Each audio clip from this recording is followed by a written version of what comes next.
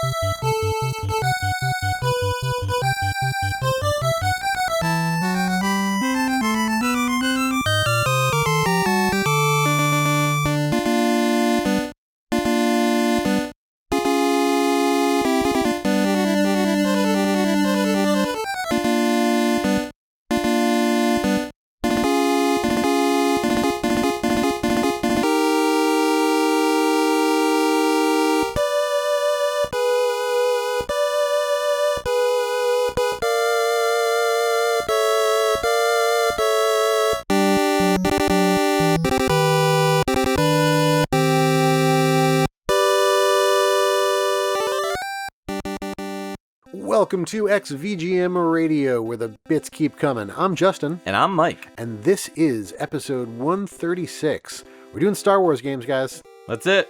That's it. Good night. This is the last episode? This is the last Star Wars episode? No. Probably. I mean, what else could we do? If I'm honest, probably. Yeah. I don't think we would do another Star Wars episode. Why are we talking about the end of... All right, so what was your favorite track? Well, I like the one that played Star Wars music by John Williams. Me too. Yeah, good times. We are so getting flagged on YouTube for this one. Oh, yeah, 100%. This one on YouTube, not going to last. But anyways, we're here to talk to you about Star Wars music, and hopefully this episode doesn't get pulled out everywhere else. It was such a pain to find this music, though.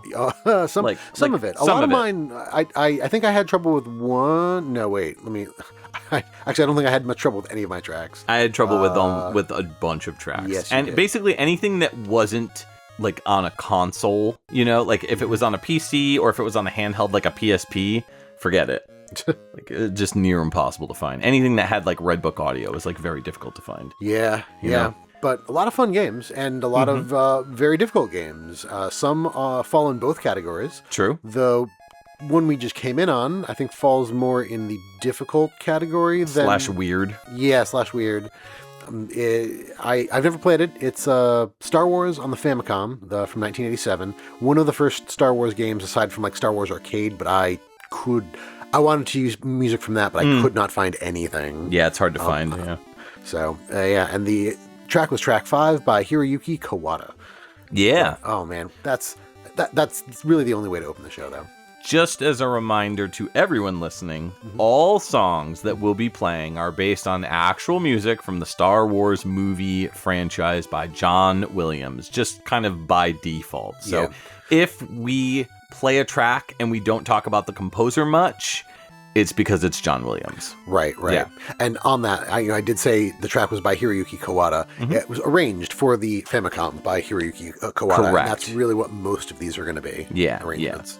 But I do really like that this is the moment in A New Hope when the medals are being given out, right? I'm pretty sure this is a medley that goes from the start to the end. Yeah. They didn't have Vader's the beginning. theme in there. Yeah, the beginning was. Yeah. It was definitely the Star Wars, like the classic Star Wars theme, like the opening theme. And at the end, it definitely did sound like the award ceremony thingy. Yeah. So this game is weird. It's so weird. I mean, most people who know about this game know about it because Angry Video Game Nerd covered it. That's right. I knew there was a reason I knew about it, despite having never played it, and that's probably it. Yeah, it's weird. Like, there's shape-shifting Darth Vader. Yeah, the Scorpion. Yeah, not just a Scorpion. There's multiple Darth Vader antagonists in this game. Oh, that morph into different things? They're all like just different motifs, like GLaDOS Vader, who is a shark, Sasori Vader, who's a scorpion, Wampa Vader, who is a Wampa, Gyaos Vader, which is the kaiju of the same name from the Gamera franchise. So, interesting. Pretty neat. Is that an official name they gave to it, or is that like the fans call it that because that's what it looks like? Think that's the official name of it. Gyaos. I want to say Gyat, but because it looks like Gyat. Well, Gamera is really neat, and apparently stacked in the booty. Oh, come on, get with the times, Justin. He's also full of meat, if you remember the MST3K song. Yes, about Gamera. Yeah, this game was kind of based off of Alex Kidd in Miracle World in terms of like the design and everything. So pretty neat. But that makes sense. Yeah, but it's interesting because it was developed by Namco. But it was on the box. It says Namcot. Yes. Namcot was their name in Japan. Yeah, for like the longest time. They don't go by Namcot anymore. Namcot, that was the brand label that they used in Japan between 1984 and 95. Oh, wow. So, for a while. So for a while when they were putting their games on home consoles in Japan, they labeled their games Namcot. I don't know why. It's very weird, but it is. Yeah, strange. But yeah, once the PlayStation came out, they were like, hey, we're going to ditch the T. Don't need no T when it comes to PS1. That's true. So, but yeah, this is a weird game. I don't remember if it's any good or not, truth be told. But yeah, I don't know. The music sounds great. I mean, I love, Star Wars and Famicom. What's not to love? Yeah. So. And looking at some of the screenshots, aside from some of the weirdness, it's not bad. There some of the cutscenes with like R2 showing the Princess Leia holograph and Luke listening. I mean, for that being on an NES or on a Famicom, it looks good, and that's not like throwing shade in any direction. It's just most of the games that I remember from there, like there were cool screens and cool scenes, but it's pixels, it's 8-bit, and for what they could do with it, it just looked really good. Yeah, I remember this one because it's got a really shiny cart. Yes. I've seen it at cons before, and it's like got this really shiny, like chrome colored cart, which is kind of neat. I don't think I've ever seen a Famicom cart look like that. So they really tried to come out with something, try to spruce it up a little bit. Yeah. Pretty cool. Interesting. Yeah. Hiroyuki Kawada arranged this, right? Yeah. So they've done a ton of stuff and still have some somewhat modern. I think we talked about them before. Yeah, I feel like we must have. Yeah. But their list starts with music composer uncredited on Star Luster in '85 on the arcade and the NES, and then they started getting credited for Valkyrie no Boken, Toki no Kagi Densetsu in 1986 on the NES. Star Wars, this game in 1987, Salvalu in 1991 on the arcade. They did the music, and we will skip up to the 2000s. Early in the 2000s, they did music in games such as Alpine Racer 3 in 2002 on the PS2, Tales of the World, Radiant Mythology on the PSP in 2006, And their most recent credit is for the Cotton reboot in 2021 on the Nintendo Switch. They did specifically the Stage 2 and Stage 2 boss music. And I don't see them credited on previous Cotton games. So I guess that was a guest spot they did. Okay, cool. Yeah. Awesome. Yeah, all right. Well, what do you got for us for our first track? Yeah, so this game is one of the few games on here that I think I actually have a bit of history with. There's a few others, but as far as Star Wars games, I played a handful. There's only a few that I really put a lot of time into, and this was the first. That was Super Star Wars on the SNES in 1992. I'm going to play the aerial combat track, and the arranger on it is Paul Webb.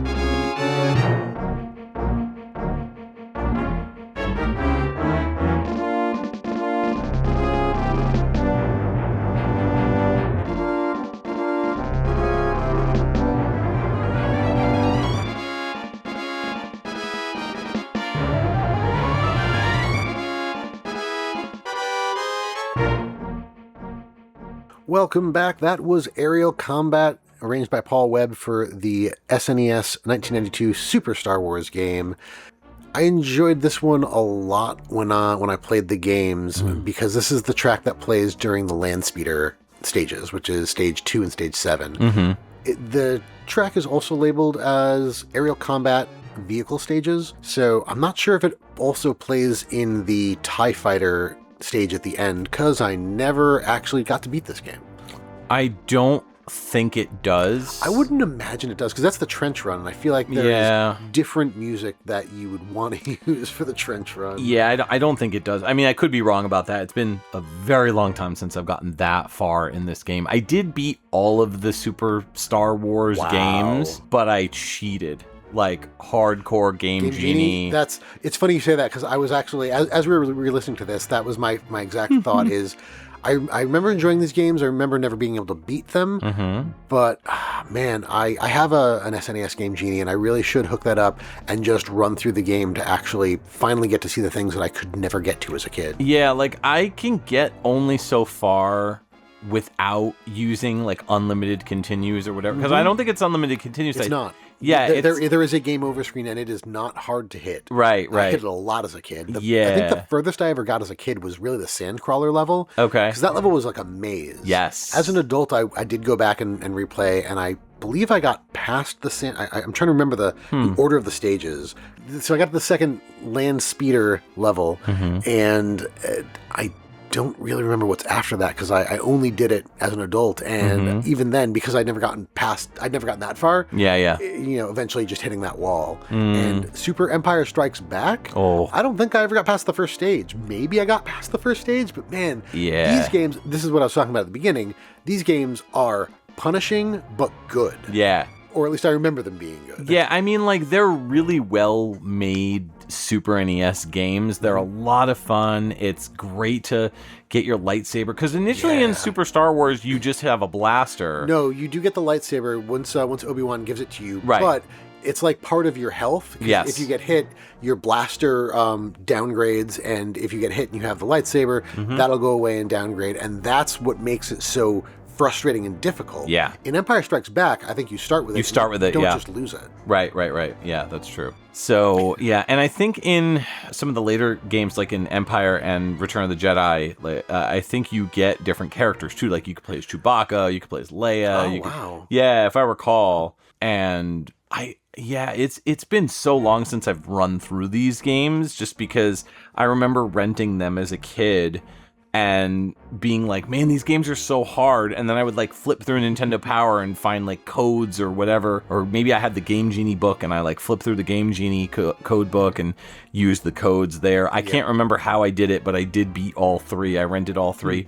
So yeah, I had so much fun playing them, renting. I never owned them until I was like an adult. Oh, see, I had Super Star Wars. And I never got to the other ones because it wasn't like a rule in the house you had to beat a game to get its sequel. But it was like my thing. I wanted to beat this game as a kid. Okay. Before going to the sequel, and then I just never did. And then I kind of sort of outgrew it in the sense that like I went from the SNES to the PlayStation, et cetera, and I didn't really look back to the older systems until I got nostalgic as I got older. Right. Also, this game is you're probably doing the other ones too, but this one you do play as Han Solo or Chewbacca later levels. Yep. So I don't believe I ever got to those. Yeah, I remember going through them. It's funny because I always remember the earlier levels, just because those are the ones I played so much. Right. And that's the other thing. Like the level whose music is the most, I think, nostalgic for me is that Sandcrawler level.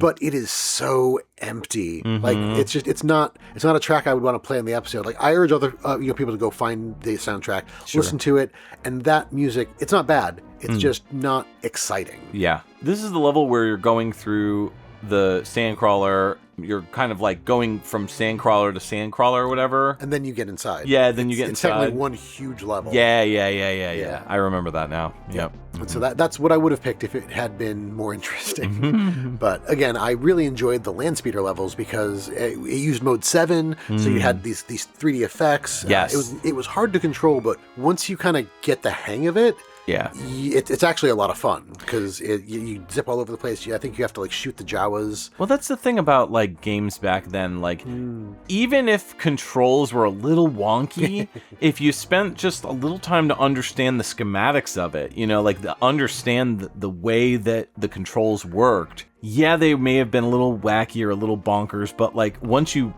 really kind of settle in and learn how things work, it works out for you where you can play through the game, so like, that's kind of how it was back then. Yeah. People don't realize that like nowadays because everything plays so perfectly, Yeah, it's super intuitive. Right. Which is frustrating because, you, especially as an old person, I get used to how easy it is to just jump in and play certain games. Then when I go back to the retro stuff, it very much becomes I got to remember how to play this because it's not just what you would naturally think. Like for the most part, moving around and doing things is fine, but as soon as you get into like an interesting section or the controls change, I mean, look at, not even going back that far, but go back to the PS1, PS2 days, tank controls. Yeah, true. Anyway. That's true. So the arranger on this. So Paul Webb also just a ton of stuff. I'm just going to pick a few. He started out doing music and sound programming on SDI 1987 on DOS and moved into games like Super Solvers, Bar Games, Fatal Run, Midnight Mutants. Those are all in the late 80s, early 90s. We've got all of the Super Star Wars games, it looks like. I see Star Wars Empire Strikes Back. In 92 on the Game Boy. Okay, that's not Super Star Wars Empire Strikes Back, but there's Super Star Wars Empire Strikes Back in 1993. Haha. And then Mortal Kombat 2, 1994 on the SNES. They're credited for the musical type support guys. Yeah, probably arranging Dan Forden's soundtrack. Yeah. And then their latest musical audio credit is for Stratosphere Conquest of the Skies 1998 on Windows. They did go on to do sound effects and audio in other games like Rugrats in Paris the Movie on PlayStation and the N64 and NCAA College Football 2K2 Road to the Rose Bowl in 2001 on the Dreamcast. Oh, wow. I never even heard of that. Okay. Neither did I, but that's their last audio credit on here. Cool. So what do you got coming up? Okay, so I have one of the original like launch window games that came out on the N64. This also came out on the Windows system, PC, whatever you want to call it, in 1996. And this is Star Wars Shadows of the Empire. We're going to be listening to the Gull Spaceport, which is arranged by Joel McNeely.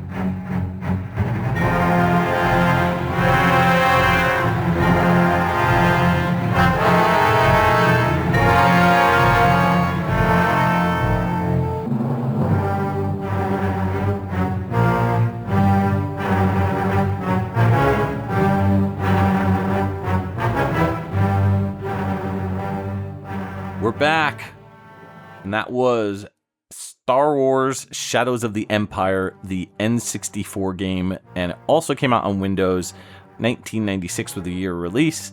Gull Spaceport was the name of the track, and it's by Joel McNeely, who arranged John Williams' soundtrack music. So, what are your thoughts on this one? Very orchestral, very John Williams. I definitely noticed the audio compression. You're going to get that on a lot of cartridge games that are trying to have like real Redbook audio type sound. Yeah, I mean, it's still impressive sounding. Oh yeah, no, yeah. I agree. It's something that you don't hear very often. I mean, when we were looking at certain tracks previously, like you hear that on Nintendo DS sometimes, Game Boy Advance. So it's just how it's going to be. But overall, I thought it was pretty good. I kept thinking it was going to be Vader's theme. Okay. It kept doing this kind of like build up and roll that with this bass that would have very easily gone to the da da da da da, but instead it went into not that. Yeah. So just like that big build, like this whole track is very dark and very like something. I'm assuming this is at least tangentially related to Vader just because of the feel of it. Right. I'm not sure where this plays. I mean, I guess the Gull Spaceport would be my first guess, but I really do like the darker themes in Star Wars quite a bit. The more like crazy, bombastic, kind of booming stuff. It almost reminds me of metal in a way. You get like really kind of crunchy tones to a lot of the Star Wars music when it becomes more like dark like that. There's even a metal band I think they're called Galactic Empire or something like that, and they play Star Wars music but heavy metal. Ooh. And I don't know how they get away with it, but they like tour and everything. They must be licensed by. Yeah. They must pay a license fee for Star Wars or for John Williams or something. But they dress up in costumes and stuff. It's really cool. So yeah, check out Galactic Empire. Yeah, they're all over the web. They're really cool. Yeah. So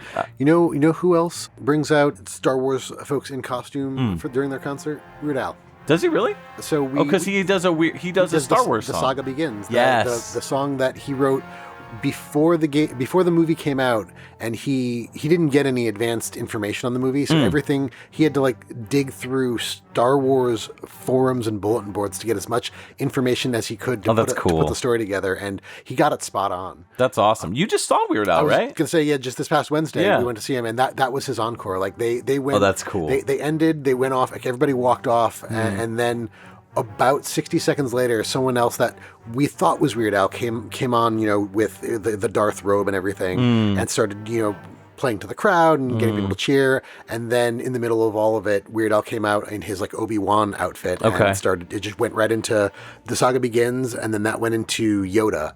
And, and that was the encore at the end. That's awesome. It was a lot of fun. I still need to see Weird Al. Yeah. Do it soon. Yeah. I don't. Nothing's wrong with him. But he's gonna die. We all are. I know. He is up there in age. That's part of the reason that we went to see him. Yeah, makes sense. That's cool. Yeah. So Star Wars Shadows of the Empire is a really interesting title because it is a video game based on a brand new entry in the franchise that was basically meant to be all encompassing. Like it was supposed to be in books, comic books, music, They never did a movie, but it was a brand new story. It's set in between Empire Strikes Back and Return of the Jedi. Oh, okay. Yeah, they called it like a multimedia project. Huh. The soundtrack has been released. Like, you can buy it. It's even on vinyl. Like, wow. Yeah, so you could buy it by Joel McNeely. Obviously, it takes inspiration from John Williams' soundtrack. I have a strong memory. I didn't own this game during the original like run, but I have a really strong memory of my friend Jay. His little brother was having like a sleepover or something, and like I wasn't invited to the sleepover, but I got invited to hang out the next day, which was weird. So I went to his house, and Jay was my age, but his little brother Dan was like a few years younger than me. And I remember they had an N64. They were like the first ones that I ever like went over somebody's house and they had an N64. So this had to be like late 1996, early 1997, because it came out in December of 96 on the N64. The Windows port came out in 97, actually, like much later. And the thing is that they added a bunch of stuff to it. I remember watching my friend Dan play through the not the land speeder, what were the speeders called? The snow speeders? Oh, were they snow speeders? Snow speeders, yeah. Snow speeders. So he was trying to bring down an AT-AT, and I was like, graphics are never going to be better than this. Like, I remember those days. I was just like, this is incredible. I can't believe I'm seeing this. It's like I'm watching Star Wars. So it was really, really cool. It stars a brand new character called Dash Rendar. Oh, I remember that name. Yep. Dash Rendar, and he was basically like, I think he was like a bounty hunter or something like that. You're playing as Dash Rendar, who's trying to help Luke Skywalker rescue Princess Leia from a prince named Shizor. I need to read the comic book. I have the sequel to the comic book. I need to pick up the actual like trade paperback to it, because I think them introducing something like this so early on is really cool, because it really was meant to be like, this is like a sequel to Star Wars. And this came out at the height of the special edition stuff.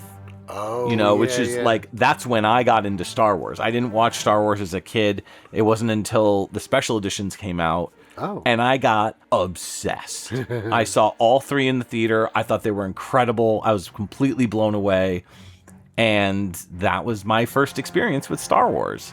So when I saw Shadows of the Empire on N64, I was like, this is crazy. Like, this is awesome. Yeah. So, because it does take place between those two movies, there's a lot of similar locations that you'll visit, such as being on Hoth.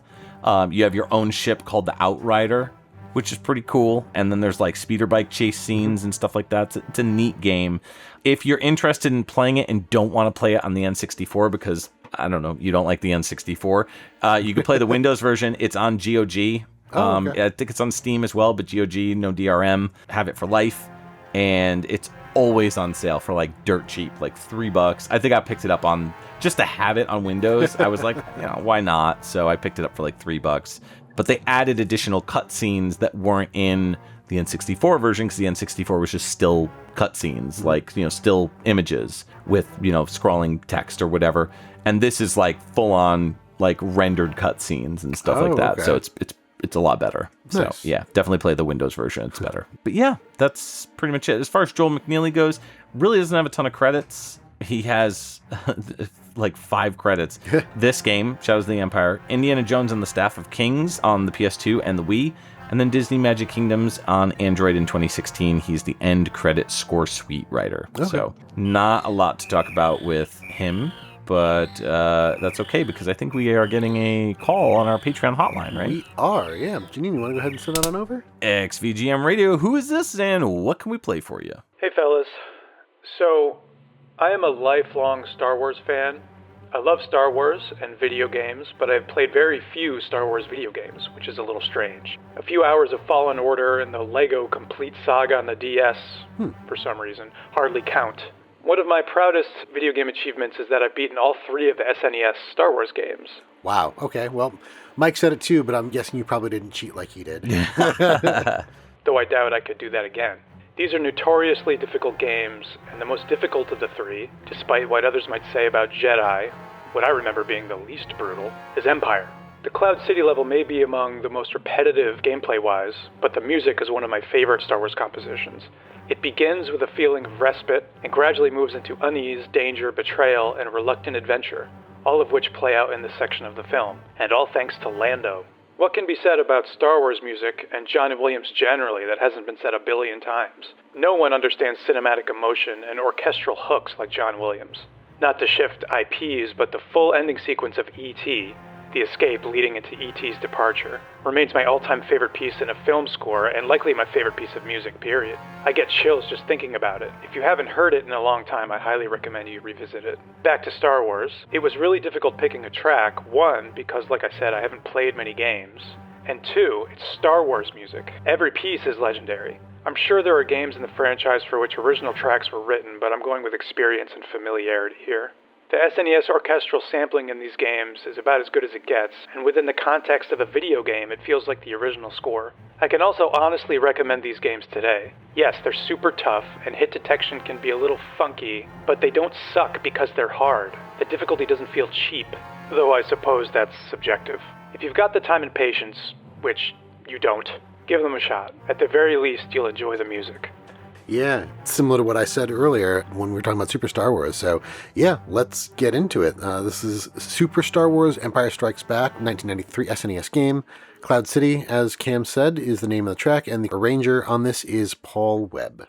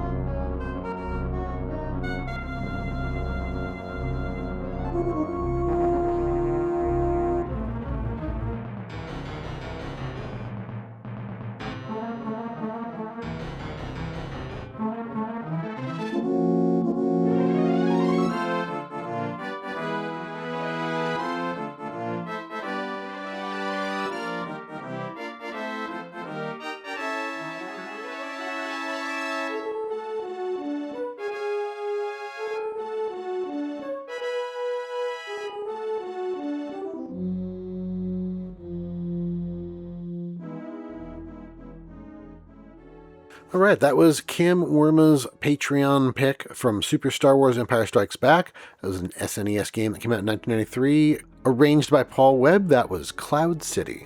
Nice. Yeah. That definitely brings me back to Cloud City. Yeah. No, that was a really nice track. Cam kind of set it up perfectly in his explanation. It takes you through a couple different vibes and emotions there. The ending, as it kind of fades out, gets very hopeful, which I enjoy. And just to echo what Cam had said as well about the instruments, the SNES samples that are used really, I don't know what it is about them, but they really do feel like just John Williams. And it's interesting because I don't think I've heard these samples used in any other games on the SNES that I've played. Like, a lot of games have very unique sounds, which is expected, but then you get, your Konamis, your Capcoms, they have their sound fonts, and they often sound a certain way. And same thing with Nintendo games. And I can't remember who made this game off the top of my head. I think it was LucasArts. Was it LucasArts? Wasn't it? Yeah, Okay. I think so. Other games by the same developers don't use these same... Sculptured Software and LucasArts. Gotcha. Yeah, and Sculptured Software, they made so many good games, so... Yeah.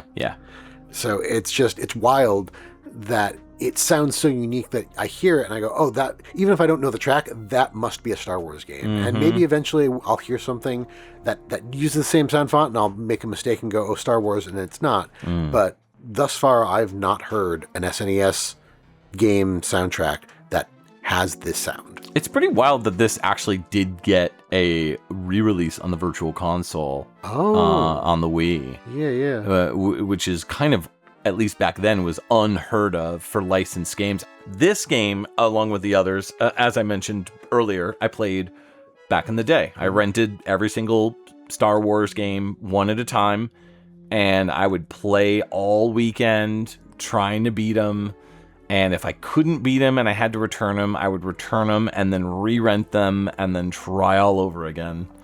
So, but this one in particular was always my favorite just because Empire was always my favorite movie. Really? Yeah. I did also really like Return of the Jedi just because you could play as Princess Leia in the bounty hunter suit that she wears in the beginning of the movie. Oh, the Vera suit?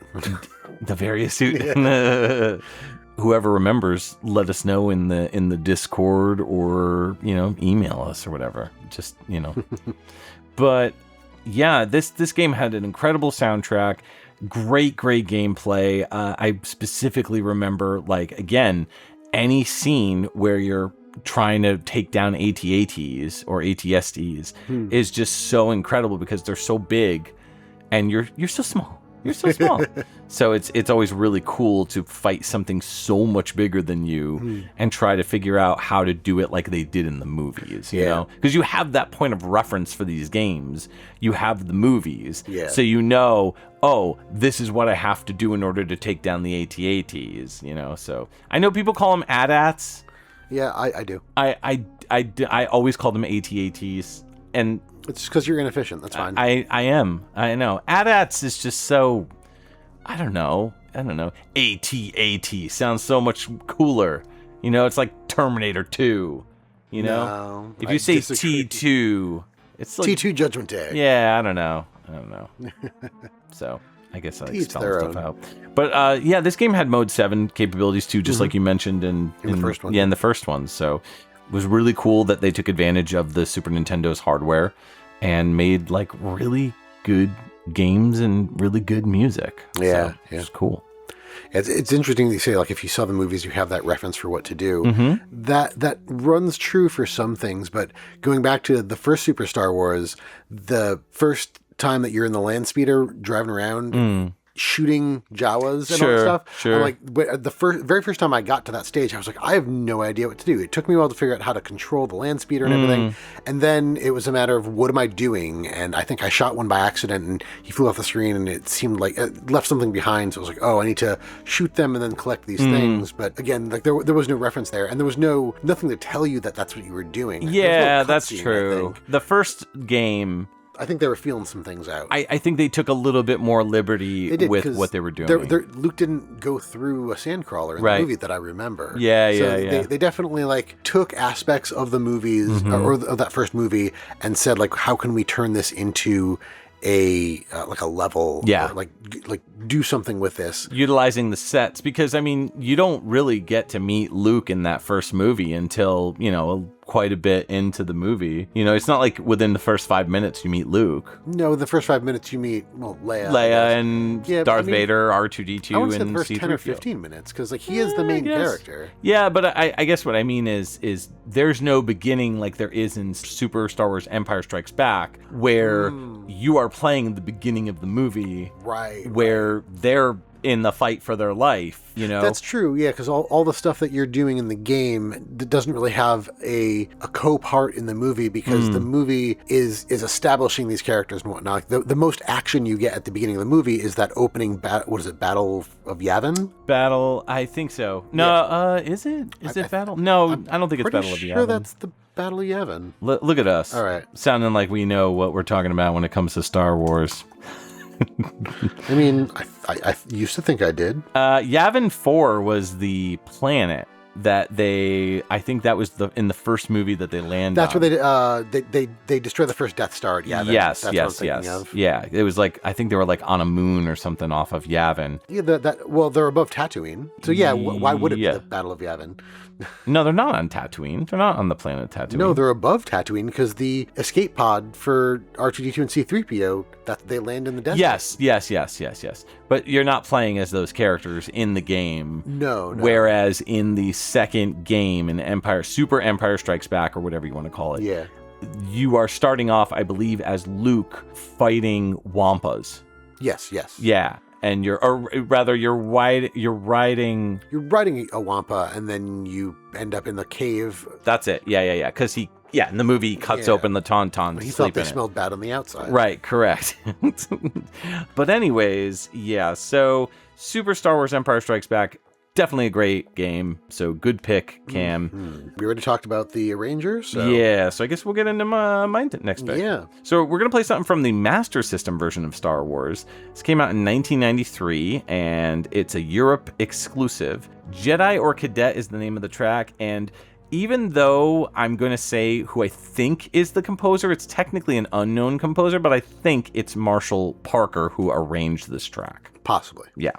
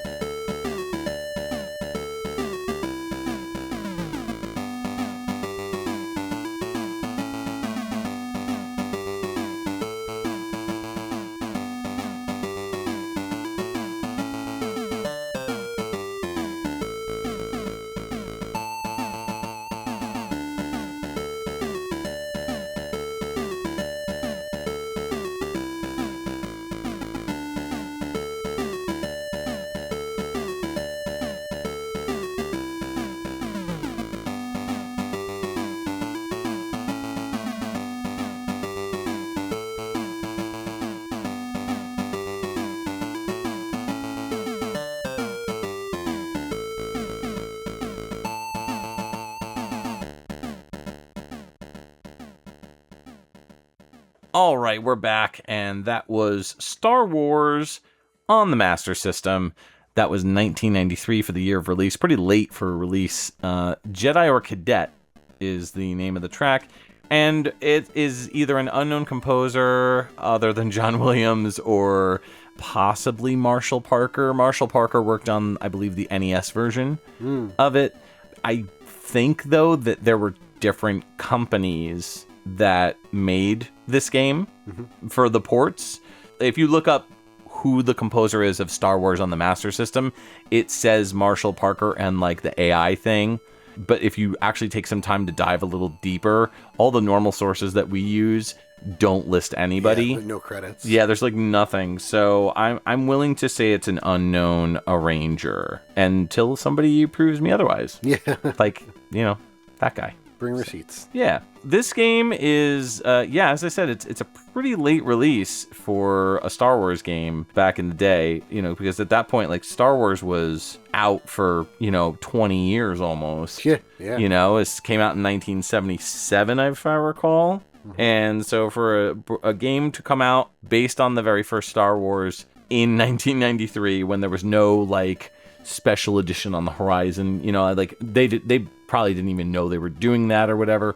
Yeah, I gotta wonder what they were thinking, coming out with a Star Wars game on the Master System of all systems so late for the Master System's life cycle. The Master System was pretty much done in North America at that point. It's pretty dead in the water. But in PAL territories, it thrived.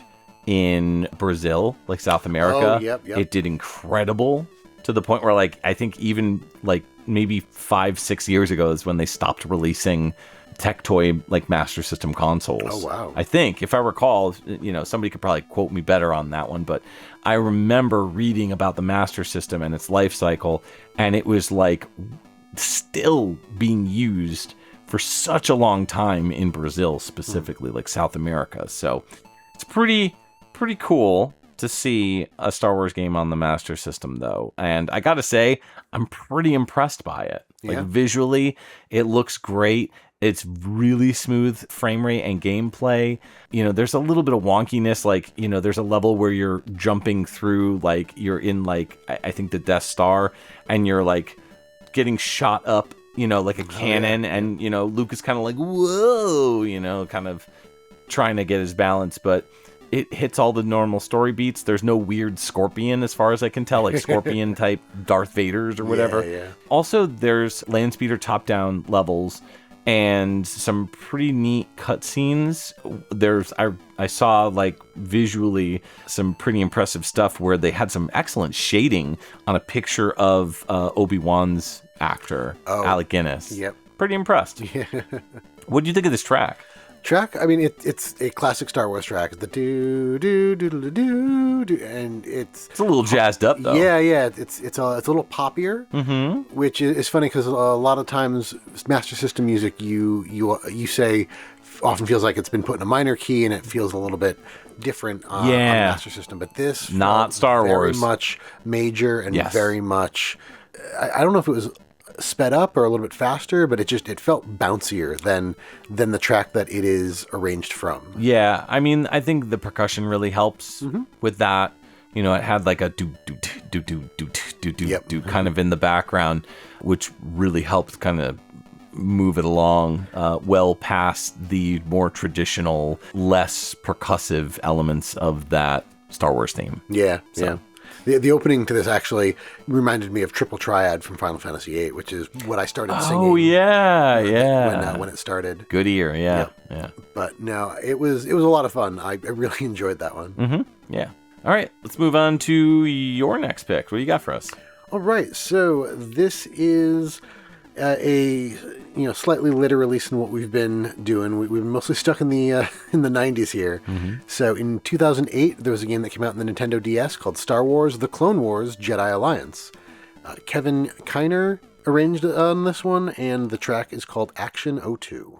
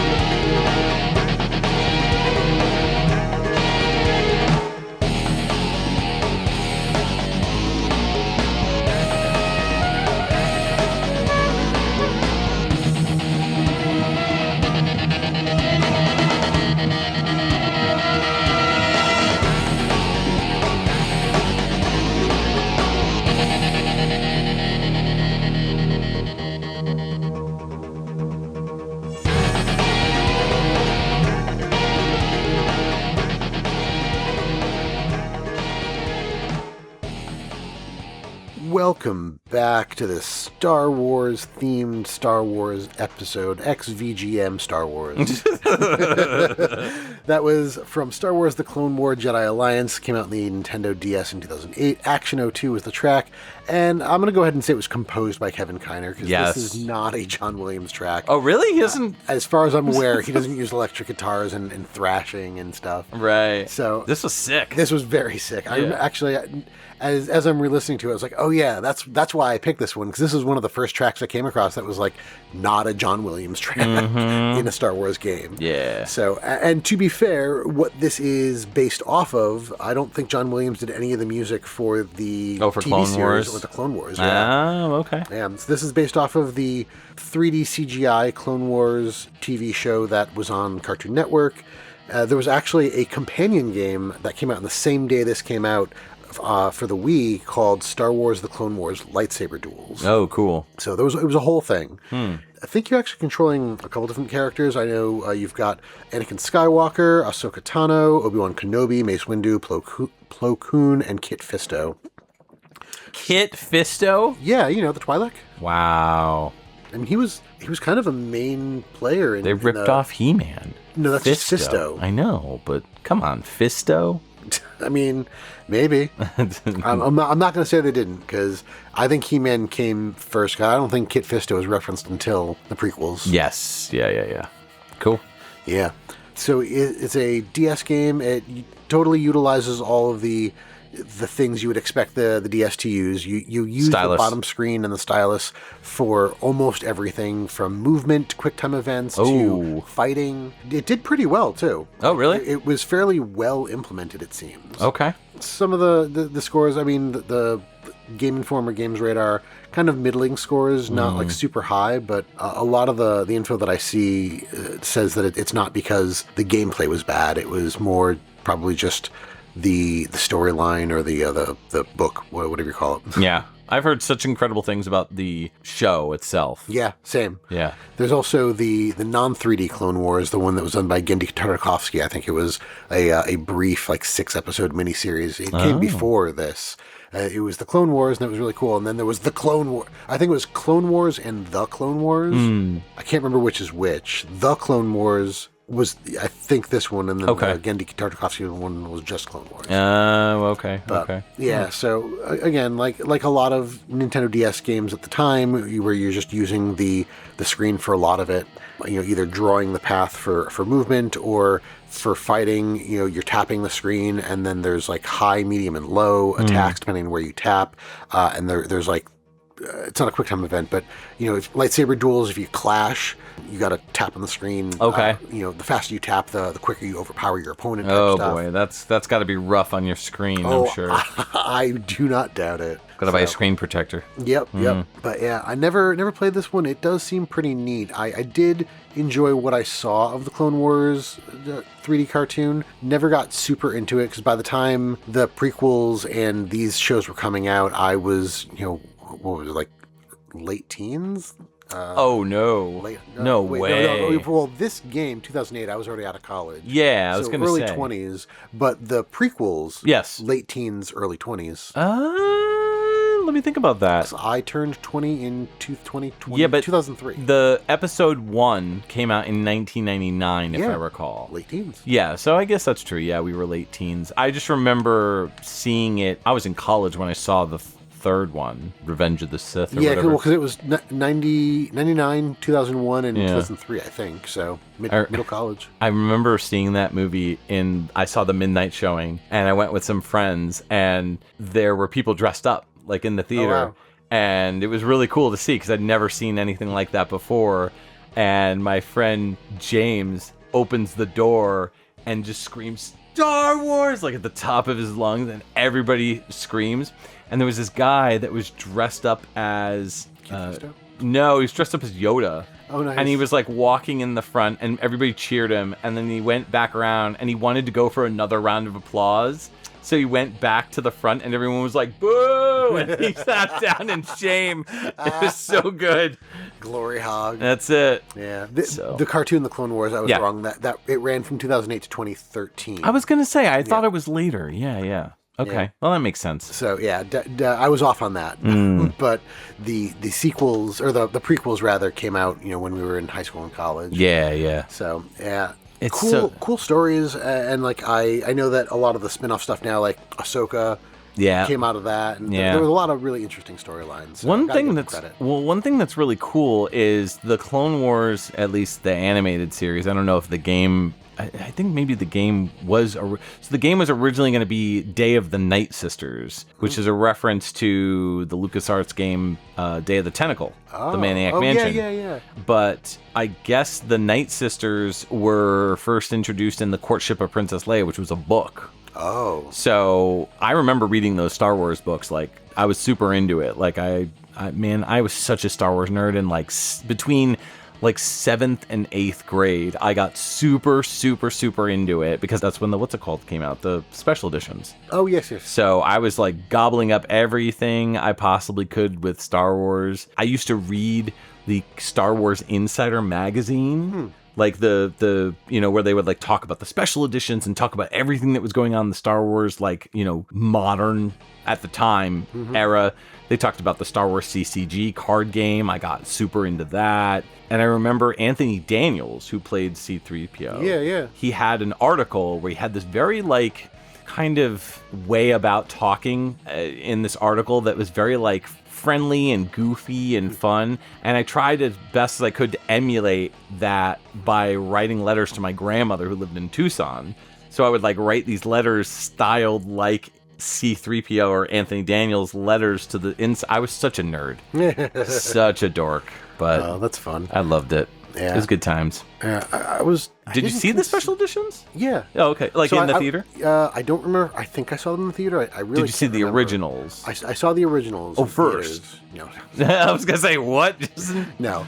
Yeah, I saw the original. My dad was really big into Star Wars. We had the VHS tapes. He was I don't know how many people out there are aware of Laserdisc, but my dad got really big into Laserdisc when it came out, and it was so... It was state of the art. It was, but like when it kind of just like fizzled, it was so disappointing. But he had all 3 movies on Laserdisc. When the special editions came out, he got those. Okay. In fact, I think the Laserdiscs for Star Wars are some of the rarer versions of the movies because of what versions they are and how they were made, because there's like 20 different versions of Star Wars out there. There's the original theatrical release, then there was an updated theatrical release, the THX or whatever. The THX, there's the special editions. I had the VHS THX versions, and then I also have the special editions too. I have my original special edition VHSs somewhere around here. Wow.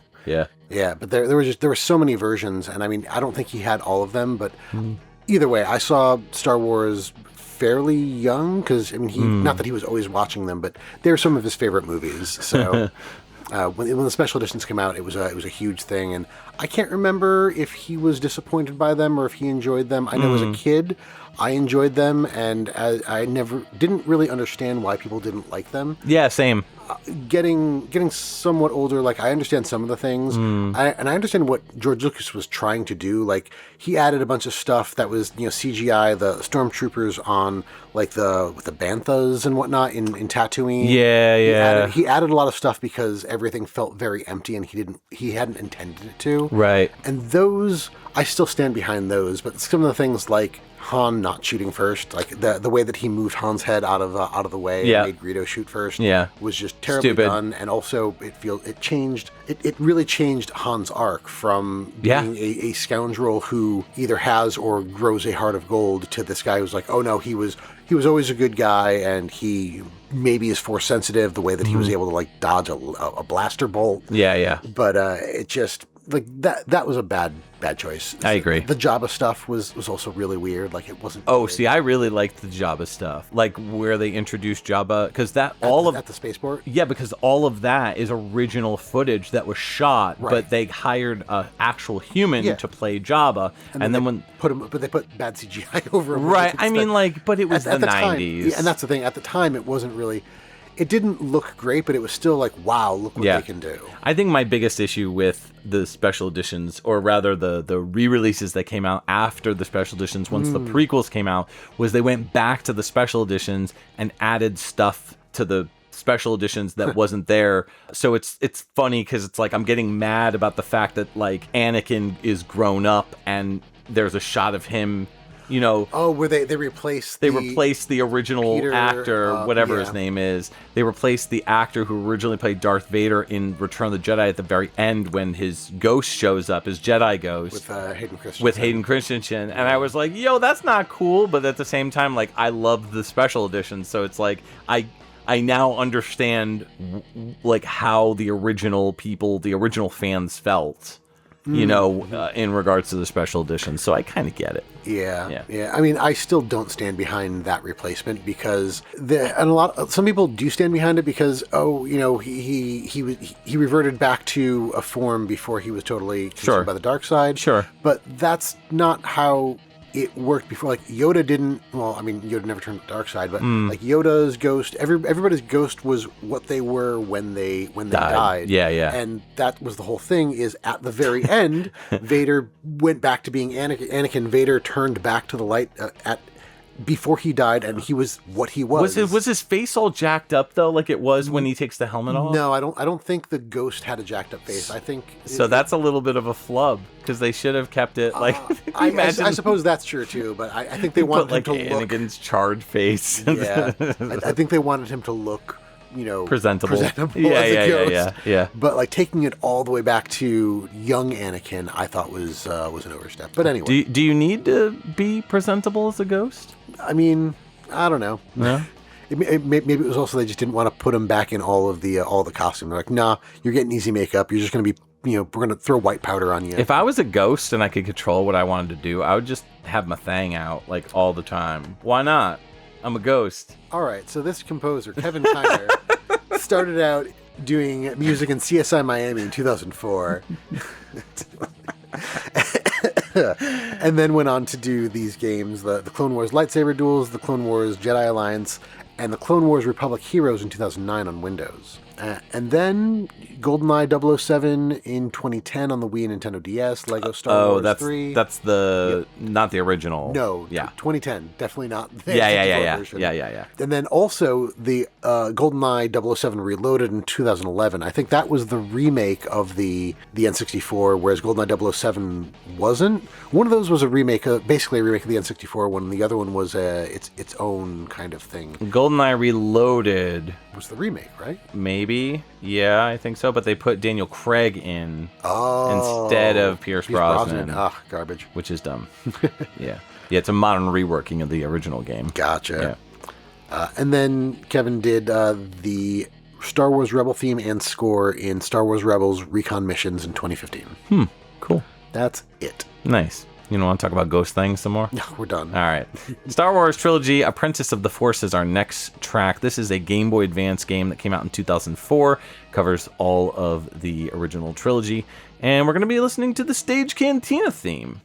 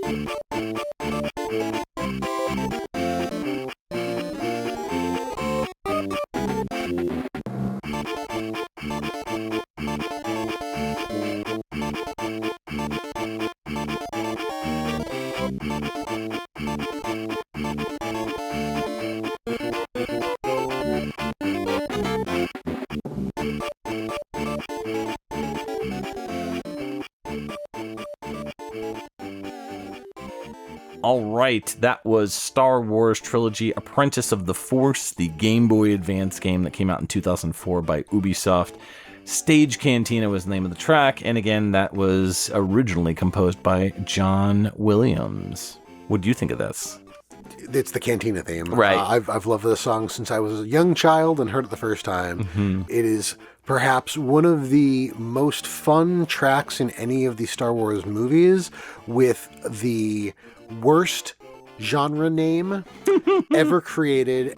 Yeah, no, the track is a classic, and it is fantastic, and it sounds fantastic here. It's not anything super crazy. It's not Red Book audio. It's just Game Boy Advance. It's a little fuzzy, for sure. It is a little fuzzy, but still, even with all of that going against it, it still sounds great. Oh, yeah. Jocelyn Douse was actually the arranger on this one, and Good job.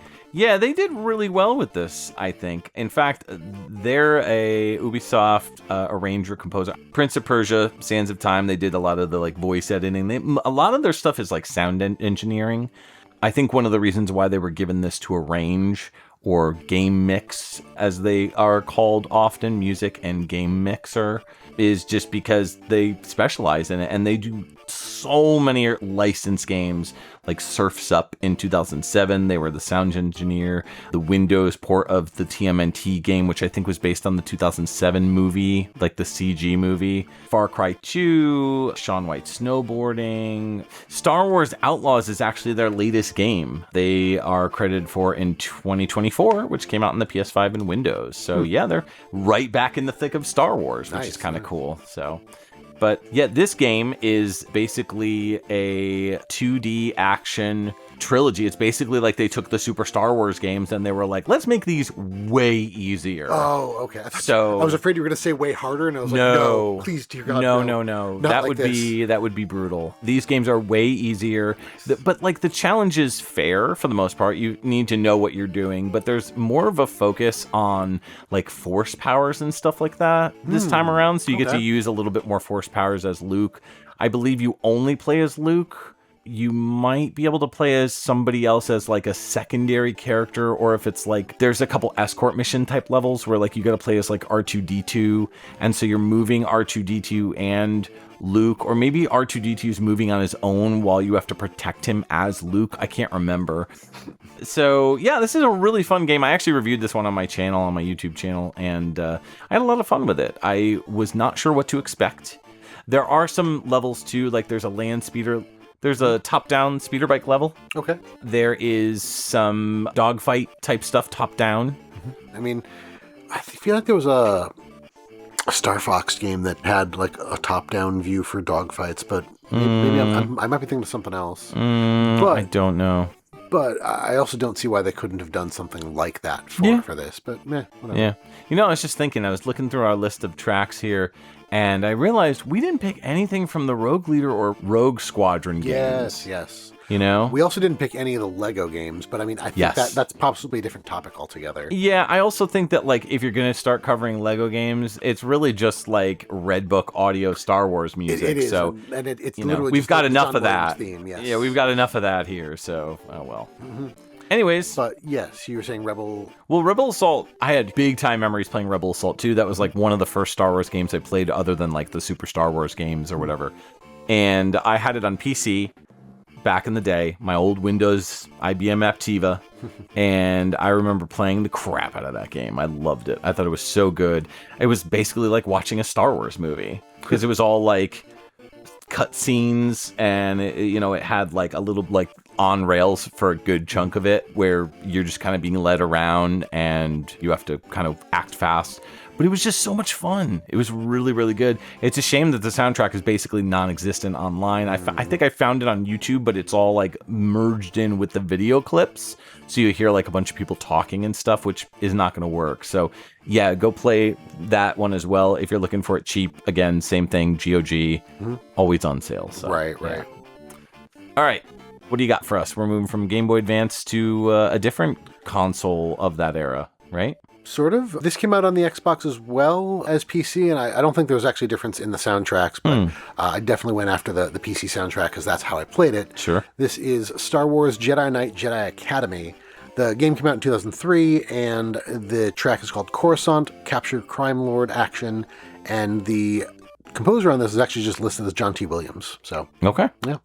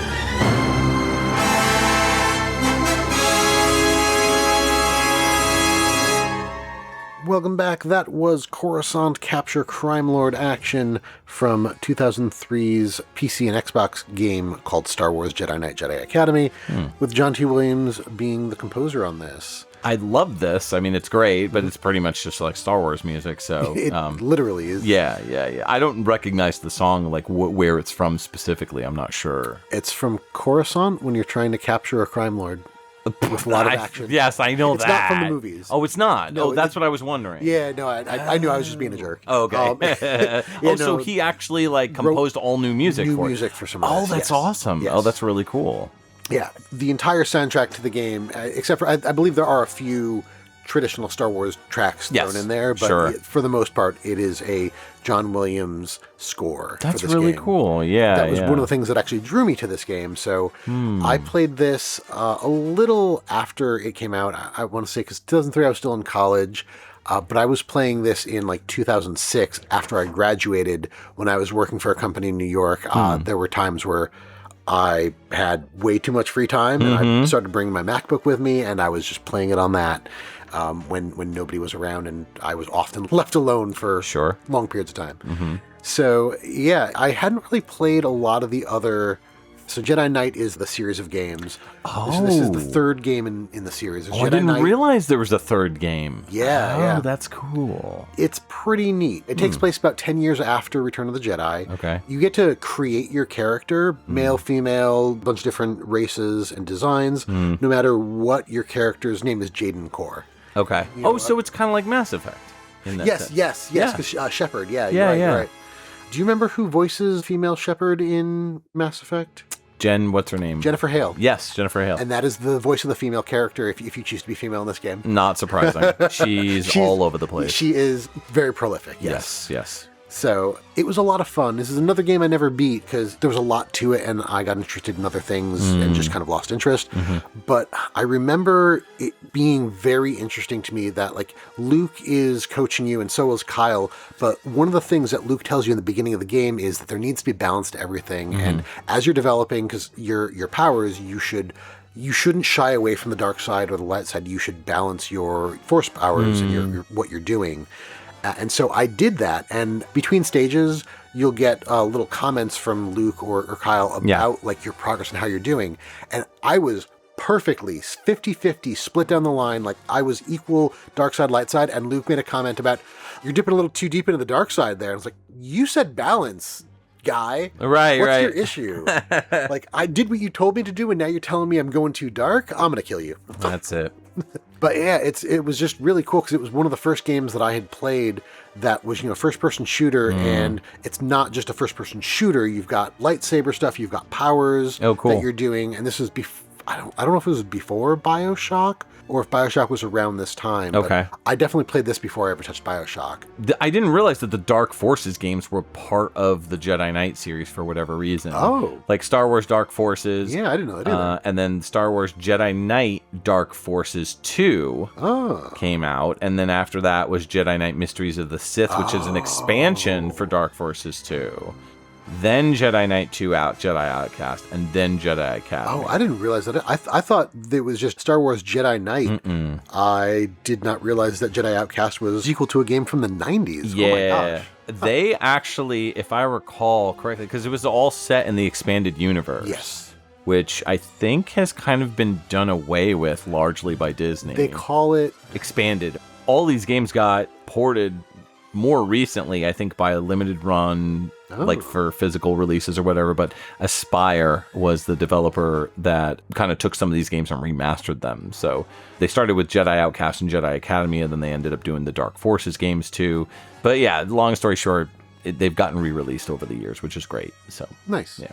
So John Williams, we know him from all of the movie soundtracks that he's done. He's credited in a ton of games because a ton of games use his music. I don't actually know that it's worth it to go through the credits here, not because I don't think he deserves the time, but because I don't know that he's done a lot of actual video game composition. I would say if you don't know who John Williams is, like, what's wrong with you? I mean, at no point do I think we assume that people don't know who certain composers are. When they get obscure, sure, but we're more just like pointing you to other things that they've done. Oh, yeah, absolutely. And so the first credit on John Williams' video game list here is for composition on a game called Death Star Interceptor on the ZX Spectrum, Indiana Jones games, Hook, Home Alone games, Harry Potter, Star Wars, Harry Potter, and Jaws, and Jurassic Park, and like all that stuff.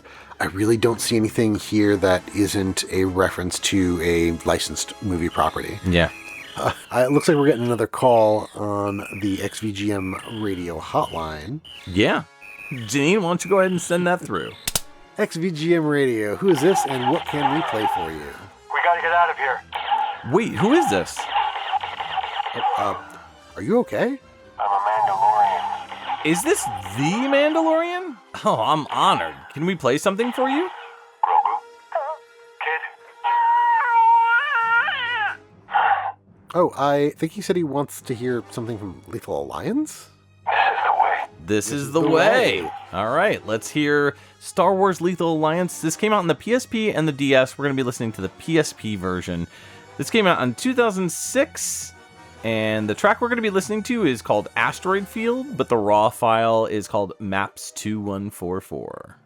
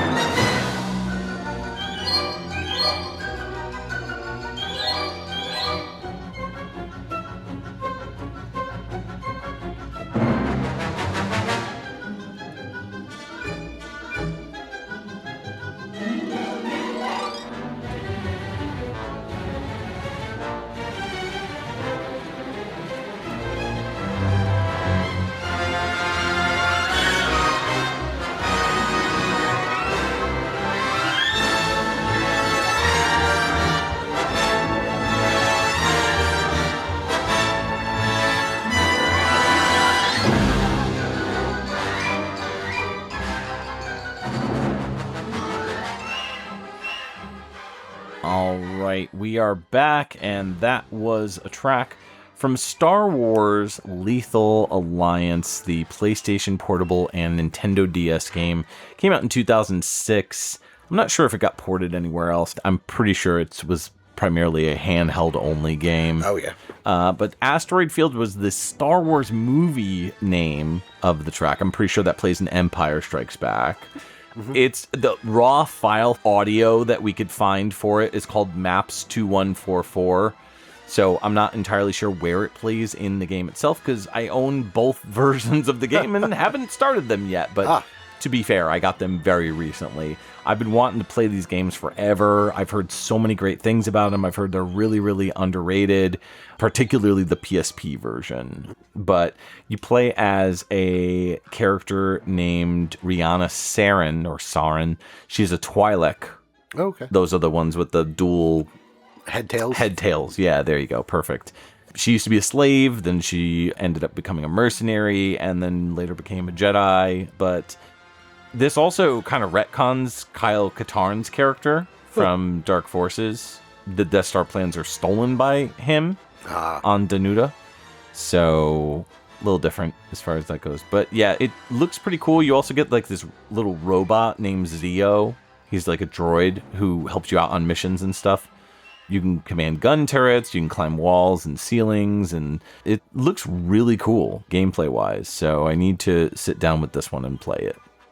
Anyways, musically, it's pretty much the standard asteroid music from Empire Strikes Back. Very exciting, very much a thrilling track. Yeah, it's good times. I always enjoyed hearing this one in the movie, but to hear it here, it does make me wonder like where it takes place. I did try to look it up to try to find it.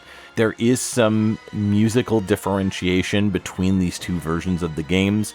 The DS port is way more compressed, and so it still sounds okay, but it is definitely compressed. Big time.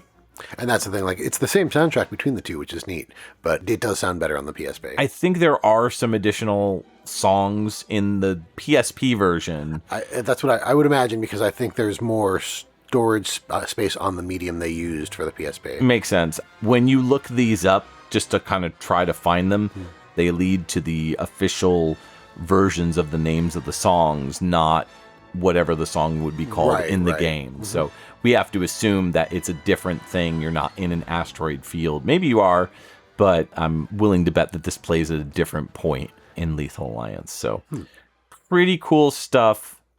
And I need to sit down and play this one. So, have you heard about these games, or do you know anything about them? Not really, no. There's a lot of Star Wars games with the word Alliance in it. So like, I'm vaguely and tangentially aware of a lot of them.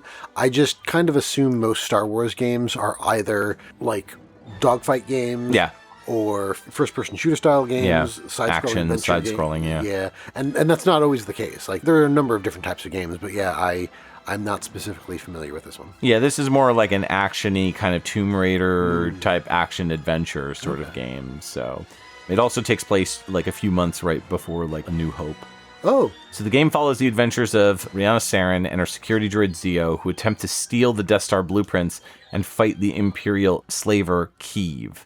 So that would mean that it is... It's happening around the time of Rogue One. Yeah, and whether or not they would factor this into Rogue One would be interesting. I would probably assume no. Right. Because Rogue One is the official storyline of how the Death Star plans got stolen. But maybe there was a couple months prior to Rogue One that the plans got stolen prior. Yeah, that's a possibility.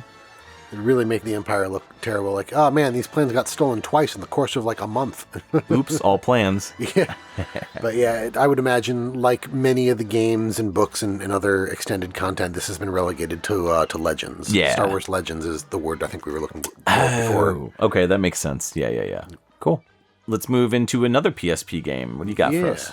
This is going to be my last pick of the episode. This is going to be from the PSP 3 years later in 2009, Star Wars Battlefront Elite Squadron. The track, as best I can figure, I looked at a couple different sources and it's all confusing. So we're going to call this track 58, and the audio lead on this game was David Wayne Collins.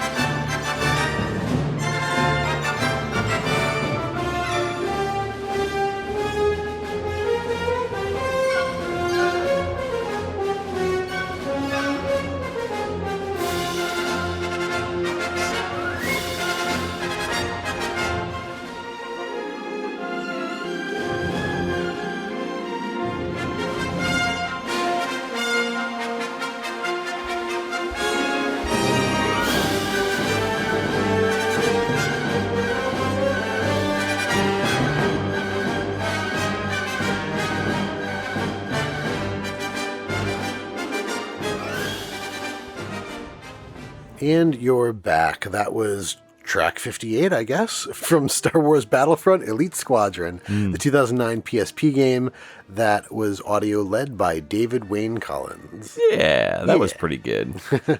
Again, it felt very John Williams. I'm unsure if this is based off of something that was in any of the movies. The game itself kind of spans from the end of Episode 3, Revenge of the Sith, through technically a little bit past Return of the Jedi. Oh, wow, okay. But not for much. As you go through the game, you experience different battles from different movies at various perspectives. Okay. So it's kind of neat.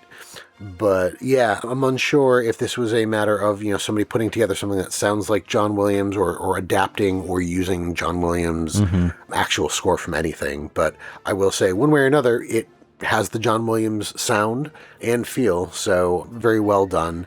Fairly exciting. I'm unsure where this would be in the game, but I've not played the game. It does sound like this is an action track, like not a cutscene or a talking thing, but either in the middle of a fight or leading up to a fight, something like that. Yeah, the fact that this also came out on the DS. Oh, did it? Yeah. Because they were developed by different studios. The PSP was developed by Rebellion Developments, and the DS version was developed by N-Space. N-Space, yeah. Who's known for the Call of Duty series. Which, yeah, they did a lot of ports. Yeah, makes sense. Yeah. Huh. This is apparently the 4th installment in the Star Wars Battlefront series. I didn't realize they had that many. Yeah, there's a bunch. I believe, if I remember correctly, and I could be thinking of a different series, but I believe my brother was pretty into the Battlefront games. Yeah, I mean, this also fits into the now non-canon Star Wars Legends continuity. Yes. So, yeah, you're basically playing as a clone trooper named X2, who actually wasn't cloned off of Jango Fett, but was cloned off of a Jedi Master named Fallon Gray. And eventually, going through some of these battles, you defect from the Galactic Empire shortly after it forms. You help the rebels and whatnot, and you go through, literally, like I said, a lot of these different famous battles. Like, you're on Hoth, you infiltrate a Star Destroyer, kind of putting you close to all of these big events that we get to see in the movies. Throughout it, that Jedi Master Fallon Gray actually trains you in the Jedi arts, because you are able to use the Force. So I believe you get a lightsaber at some point in the game. So again, this kind of feels like the Jedi Academy, Jedi Knight games to me, which is interesting because the Battlefront games, for the most part, from what I've seen and the little bit that I've played, feel more like Call of Duty type games. It feels like Star Wars, large-scale battles, and just it feels very Call of Duty. But yeah, that makes sense. Yeah, Call of Duty is also, a first-person shooter, and there's a lot of kind of generic stuff that you can throw out there that a lot of these things could fit into. Interesting tidbit about the game, your character's name is X2. There is an X1 who is also, I believe, cloned off of that Jedi Master, and for whatever reason, X1 goes Sith, X2 goes light. Oh, okay. So I think there is a confrontation at the end of the game. I was going to say, yeah, that makes sense. Oh, on Mustafar, actually. That's funny. But yeah, David Wayne, like I said, not listed as a composer or an arranger. I didn't see anything like that listed on this game, but he's the closest I could find as an audio lead. So he made a lot of decisions here, and he has a very long audio resume. His first credit for music is on Star Wars Obi-Wan in 2001 on the Xbox. Before that, he did sound design on Escape from Monkey Island 2000. He's done voices, he's done audio lead on a lot of things. He's done engineering on Dr. Knuckles' Funnel Cake. The name of the game was called Thrillville. The track was called Dr. Knuckles' Funnel Cake. That's what I call my ghost thing. Not surprised. Dr. Knuckles. What was it? Dr. Knuckles. Funnel Cake? Funnel Cake. Yeah, that's what I call it. Some disturbing imagery there. Yeah. But yeah, so many games from 2000 to 2025 still at it to this day, with Star Wars Jedi Survivor in 2023 on Windows. He did voices on that, Star Wars Squadrons, but most recently he is listed under audio as Game Master for Echoes of Aincrad in 2026. It's worth noting that LucasArts were a group of developers that basically made all the Star Wars games and, the Indiana Jones games and everything, all under the supervision of George Lucas, of course. Yes. And so everything was canon at that point under Right. LucasArts. Everything was basically canon at that point. And then, again, when Disney bought it up and did their thing, they just said, only the movies are canon and whatever else we say. Right. Pretty interesting stuff. Yeah, but this is pretty standard Star Wars fare. Yep. So how are you going to close us out here? All right, so I'm going to close you out with a game that's not very good, but Thanks. sorry. Star Wars Masters of Terras Kasai, I believe is how you pronounce it. The PlayStation 1 fighting game that came out in 1997. Dagobah is the name of the track. It's also known in the Star Wars movies as the lightsaber and the Ewok battle. Oh. So let's give it a listen.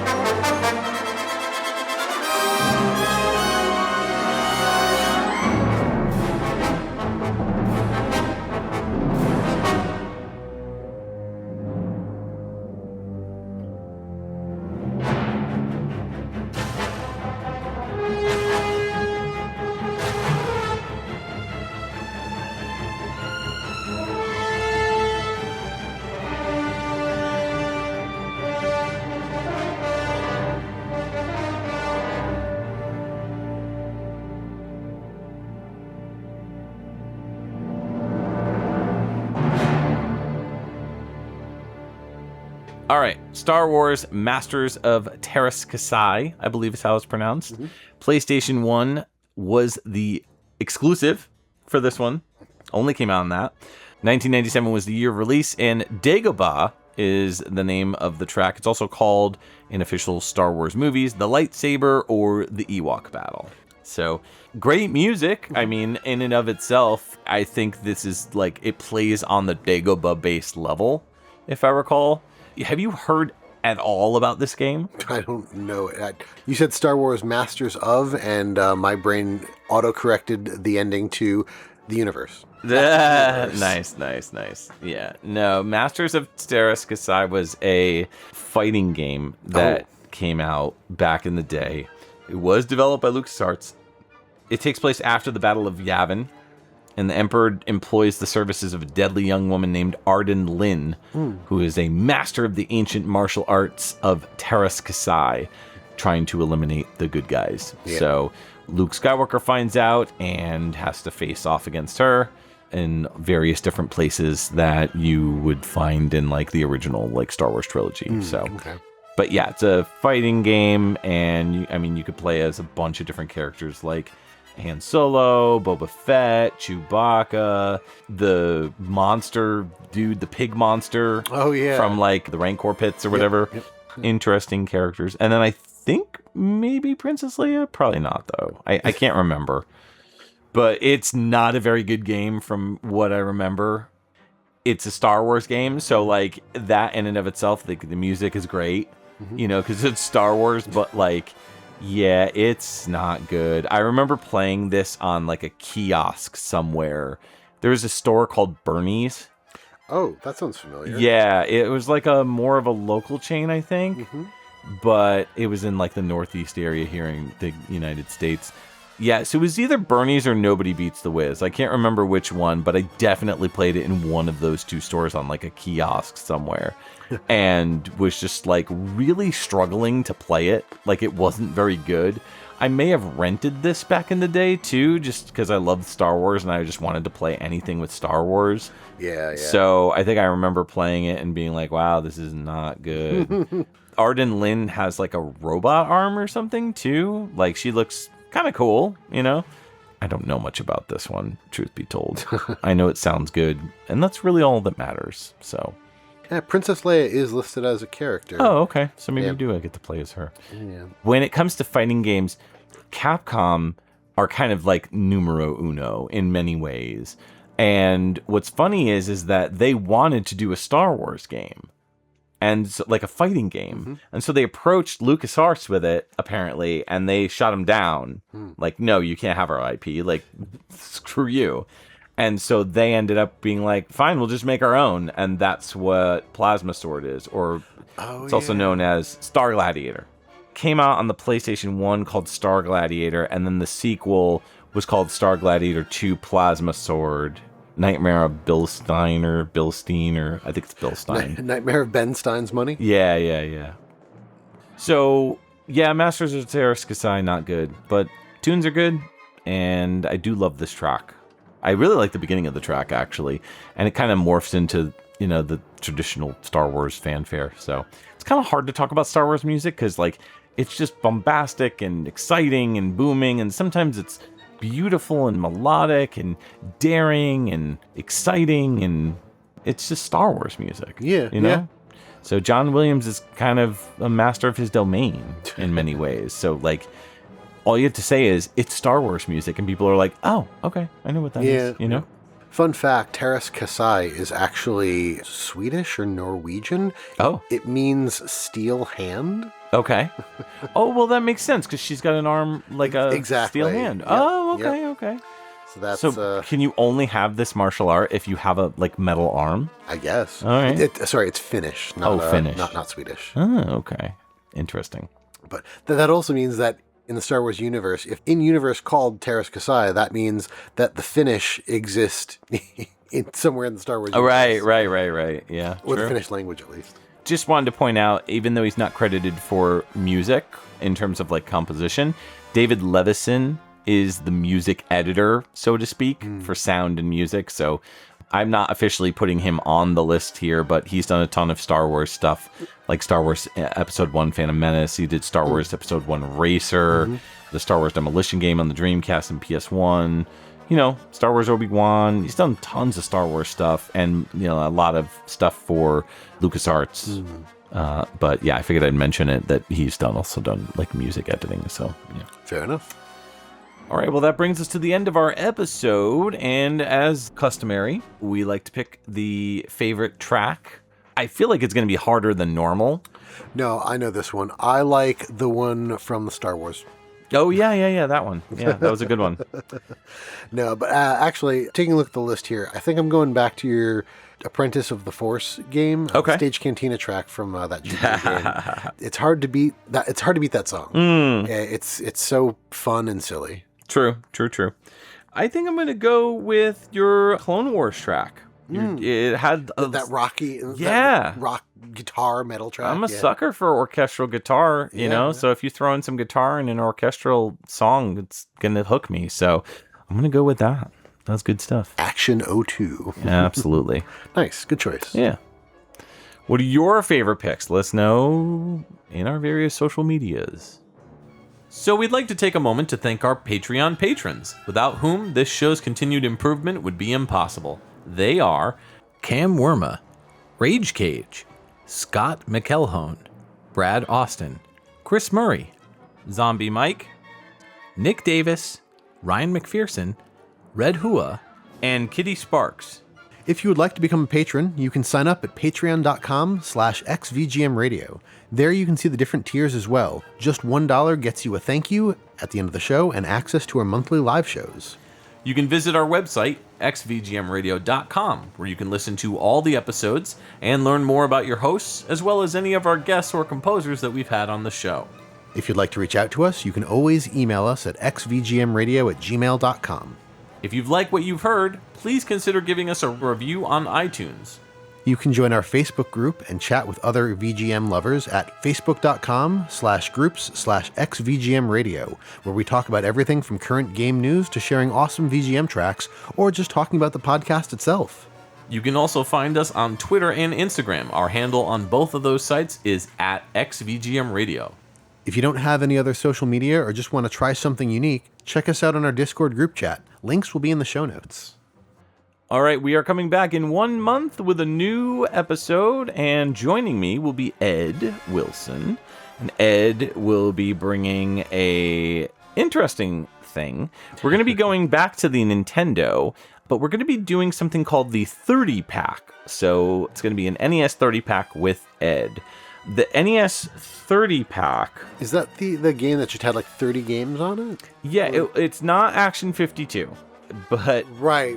It is a bunch of games that were newer games made by indie developers that came out recently on like a 30 pack. It's a recent thing. Yeah, it's not 30 physical cards. It's a collection of games that are old school styled, but they are new, modern, retro, basically. Huh. So this is a compilation of all of those games. So there's some pretty interesting titles in there, and I know Ed's stoked to talk about this. So nice. Should be some good music. And That'll good be a tunes. fun one. Yeah. For sure. We also have our After Dark, which will most likely be already past. Mm-hmm. I believe it was August 4th. Yeah. We did Mega Man 3, the Bit Brigade Arranged album. That was my choice out of your collection. Mm-hmm. I know you saw them somewhat recently, or at least more recently than I did. Yes. I saw them, I think we saw them together in Hamden. Yes. We got this, I think. I think that's when I bought this record, possibly. Because they did DuckTales and... Mega Man? Was it Mega Man 3? I think or was so. it Mega Man 2? Mega Man 2, I think. Yeah. I recently saw them, and they played with Super Guitar Bros. Yes. As the opener, which was fantastic. They played Mega Man X. Nice. Bit Brigade. So, yeah, it was really, really good. And so that's going to be for our After Dark for at least the month of August. And then for Q3, we're going to be releasing a little bit late, but that's because we're actually going to be releasing it as a Retro World Expo episode. So instead of doing a typical live show, we're going to do something a little different. We used to do this before where we would release Retro World Expo panels as live episodes. So we're going to go back to that. So Q3's live show for patrons will be the Retro World Expo panel, which is, I believe, going to be on Mega Man. Yes. Yeah. That was that's the name of the game. Now, if we don't get approved for that panel, then we'll, of course, plan something different, and you'll be the first to know. Yes. Yeah. So this is Mike. And Justin. Signing off for XVGM Radio. May the Force be with you. With John T. Williams being the composer on this. Just John Williams. Well, it said John T. Williams, so I'm going to give him his full credit as it's due. All right. Put some respect on the name. Yes. Wampa Vader, who is a Wampa. Gyos.